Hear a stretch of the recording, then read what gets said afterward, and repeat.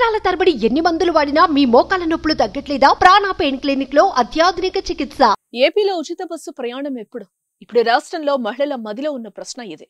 కూటమి అధికారంలోకి వస్తే మహిళలకు ఉచిత బస్సు ప్రయాణం కల్పిస్తామని ఎన్నికల ముందు చంద్రబాబు హామీనిచ్చారు.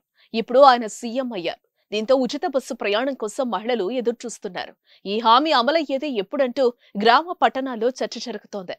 దీంతో ఫ్రీ బస్సు పథకాన్ని వీలైనంత త్వరగానే అమలు చేయాలని ప్రభుత్వం భావిస్తోంది.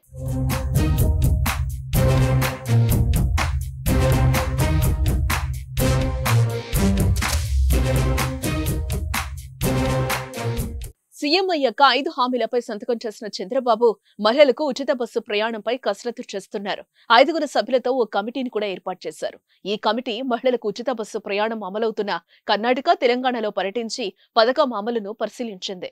అక్కడ విధి విధానాలను తెలుసుకుంది. దీనిపై నివేదిక తయారు చేస్తున్నారు. త్వరలోనే సీఎంకు నివేదికను సమర్పించనున్నారు. అనంతరం ఈ పథకం అమల్లోకి రానుంది. అన్ని అనుకున్నట్టు జరిగితే జూలై 1 నుంచి రాష్ట్రంలో అమలు చేయాలనే యోచనలో ప్రభుత్వం ఉంది.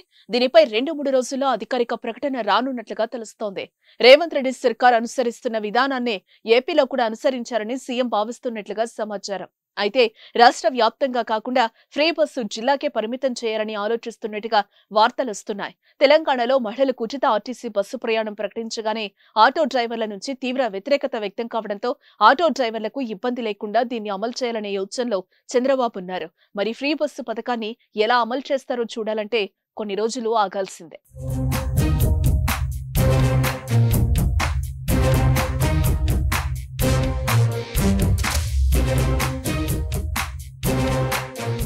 సుమన్ టీవీలో మీ పర్సనల్ అండ్ బిజినెస్ ప్రమోషన్స్ కోసం కింది నెంబర్కి కాంటాక్ట్ చేయండి.